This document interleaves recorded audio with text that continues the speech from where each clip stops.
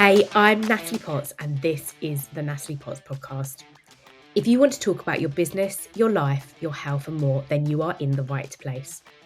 We do it all with humour, love, and inspiration to help you create a life you love. So, let's dive in. Today, I am sharing 5 reasons why you want to work with high-paying clients when you are starting out your business. So this is really, really important when you start out, because how you do one thing is how you do everything. And starting out in the way that you mean to go on is really, really important. You've got to be intentional. And this is exactly how I did my first few, brought my first few clients in, and what I noticed needed to change pretty quickly around the offer that I had for people.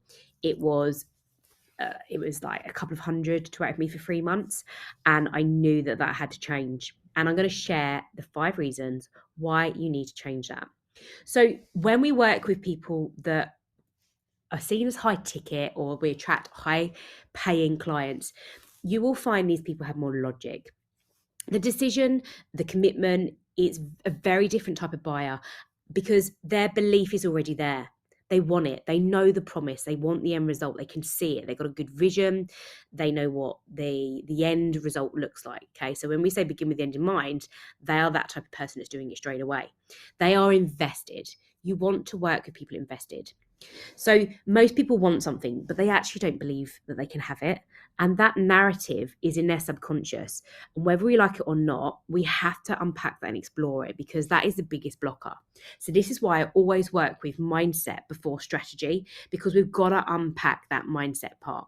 It is then we can get into looking at the strategy side of things as well. But there's a few, we don't go majorly into it so early on, but we do get over the kind of loose nuts and bolts right at the start to say, hang on a second, what has been your challenges to where you are now? What are currently your challenges in moving forward and holding you back? Let's explore those first, and then let's get straight into strategy. And they will have a logic, as I said. So this is why we then look at the measuring things, okay? Because people want to do things logically, and they want returns. And returns is all about measuring things. It's about data. And if you aren't doing that side of things, and you'll not be going as a business, no matter what you do. So it goes back to the idea for me right now of looking at what got me to here won't get me to there. So I'm starting to look at the offers I do have in the programs that I offer for clients, but I will always hold that offer, the program, the time with me at a high ticket for sure. What I'm finding is now that I'm having to make that even more of investment, because my time is becoming more deficient. So it's a good problem. And I heard this on a podcast the other week, that you're an entrepreneur or you're running a great business when you say you're time deficient, you haven't got enough time. The actual true part of that is, or what's really true to think about, is we all have the same amount of time. We just have different priorities. It's not, time's a poor excuse. It's really looking about what we're prioritizing, the right things at the right time. So the 5 reasons are that when you work with high paying clients, they will have financial stability, okay? And they will bring that to you because they value their money, okay? And some people in life, and there isn't a right or wrong. Some people have money. And I don't believe sometimes when people are given money or have it, that they really know the true value of earning money. Okay, they don't know that, and that's not their fault, but they don't. When you work with high paying clients, it allows you to earn more money and have financial stability. And if I give an example here, when I started out my business, I was absolutely petrified of not being able to pay my bills. I thought there were smokes and mirrors in this coaching world that were in the industry when I started out in coaching. And I was just like, they're saying they're running a business. I know they're in debt. I also know that the husband is doing everything, has a great paying job. So they don't have to worry about not bringing income from the coaching business if it doesn't work out or it's not going great for them. So that wasn't an option for me. I had to bring in money straight away. I had a certain flexibility in terms of, I had created an exit strategy when I left my corporate job, and I had 5 months of my mortgage paid and covered as such in terms of what I had in the bank.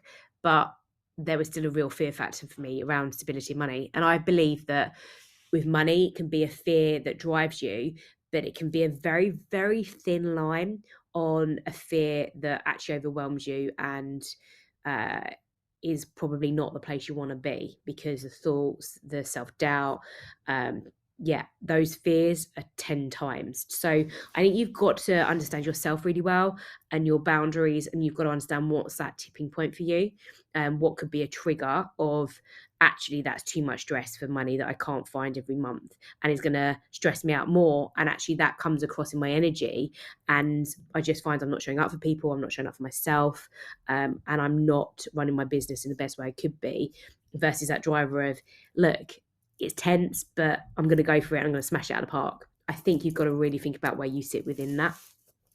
But when you start to then bring in that financial stability, that pressure off of you is immense. Okay. And you'll know what I'm talking about to have that gone. So if you're currently paying off debt, or you're in a place where it's literally like money comes in and goes out, you can change that. No, you can. You've just got to be really clear on what that looks like. And that's why I'm sharing one of these things for you to do, is make sure that the price of your programs is really showing your self-worth. Okay. And it's sharing with people that if you work with me, the investment is X and this is what you're going to get. Now, it also looks to make you elevate your game. So high paying clients then demand the best. And this is great for you because you always want to be growing. You always want to be pushing yourself to new heights of excellence. You always want to deliver top-notch work. And ultimately, you want to have success and feel like you've accomplished something. Like that sense of achievement inside needs to be within you. So when you can elevate your game and you demand the best, not only of your clients, but yourself, you're going to be delivering the best. Okay. You're going to be looking at what works, what doesn't work. And this is really building a great business when you're doing this. It's getting comfortable with the uncomfortable. And if you're in a zone where you feel comfortable, you're not going to grow. You've got to make yourself more uncomfortable. So it helps you elevate your game. So we've got 1 and 2 there. We've got financial stability and helping you elevate your game.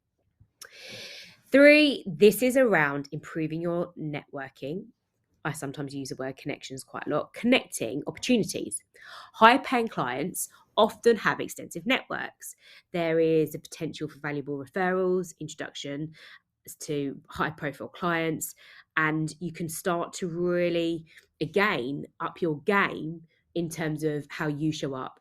And I always share this theory in your network. You should have a third of people where you want to be, a third of people where you are, and a third of the people where you were as a starting point.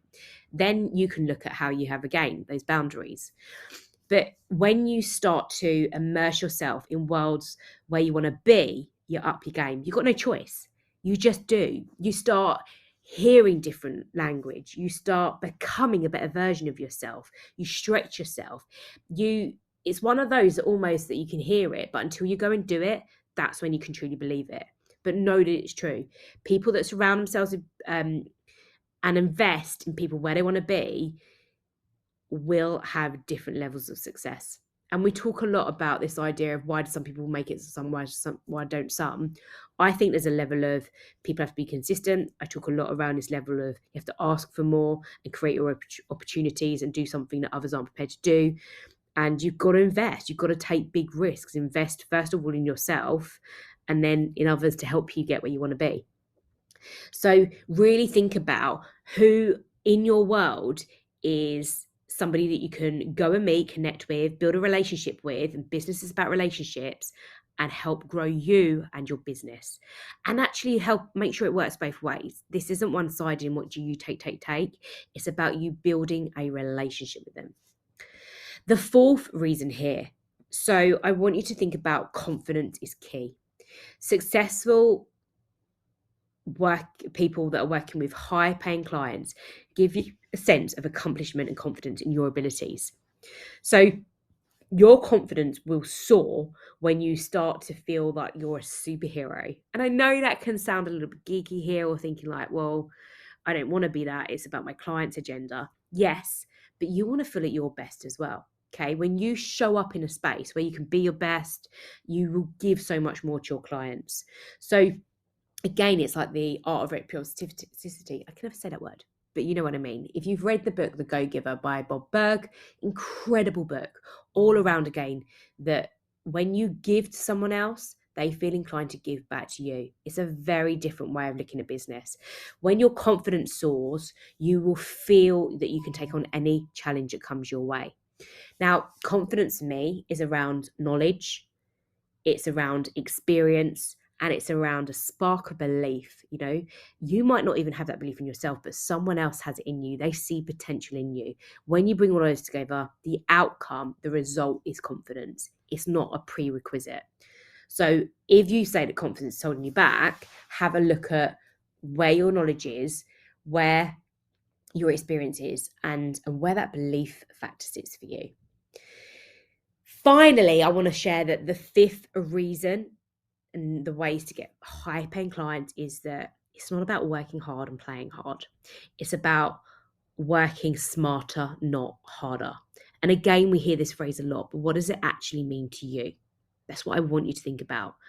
Are you actually living and breathing that in your business right now? Or if you're thinking about business, are you really living and breathing the fact that you want to slow down to speed up and think about working smarter?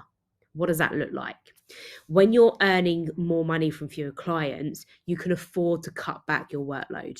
You get more time to do the stuff that really matters. Essentially, you are a CEO leader in your business. You are not there to do all the time. The first thing I want to work with my clients on as a quick win over the first few months is to really think about what can they get off of their pad that's a £10 task. They cannot keep doing £10 tasks 12 months in, for sure. I try to get to the point of let's look at 6 months in. My first VA I had in 4 months. It took off all of my social media. I only write my copy. She does all of my social media. So sometimes when you see me do my videos, sometimes that might be me, or sometimes it might be me and I've sent it to her. So it gives you the freedom, like I've just got there to make that choice whether I want to show up live or not. That means you have more time for hobbies, travel, and doing what you want to do. And ultimately, we need to remember the reasons why we're doing a business. We're not here to be working hard every day and not enjoying things in our life and creating an incredible life. This is why, again, I only work off of lifestyle goals. If I can't do things like go to the gym every day, spend time with my family and friends every week, if I feel like I've got to sacrifice those, I'm playing the wrong game. I'm not in the way that I want to be to succeed the way I want to succeed. So I really want you to think about this idea of not that it's got to be work hard, play hard. It's about working smarter. It's about having plans. It's about working strategically. Everything that I do is clear and intentional. There's a reason to everything, right down to every conversation I have with somebody. What's the reason for this conversation? Even if the reason is to not have a reason, okay, that I just want to talk to them, to soundboard, to have fun, to just feel that I don't want to talk business. Be intentional with every single thing you do. Get into the detail. Those marginal gains and getting consistent on those is what's going to change the game for you. So those are my 5 reasons. I want you to share this on socials if it's been incredible to you today, even if it's one nugget, okay? If you can take one thing, even if you go to like a networking event and it's 2 weeks long, even if you took one thing, and I know that's a long time for an event, but you never know. If you took one thing, okay, if you read a book and it takes you 2 weeks to read the book, if you take one thing, that's one thing. Okay, so you've grown in one way, you've learned something. We should always be learning and growing. So I want you to help me spread the message and get out there and be able to help more people by sharing the one thing that you took from this episode today. Let me know. I'm looking forward to hearing from you, looking forward to connecting, and go smash it. Make sure you make this happen, and know it's not as hard as we make it hard.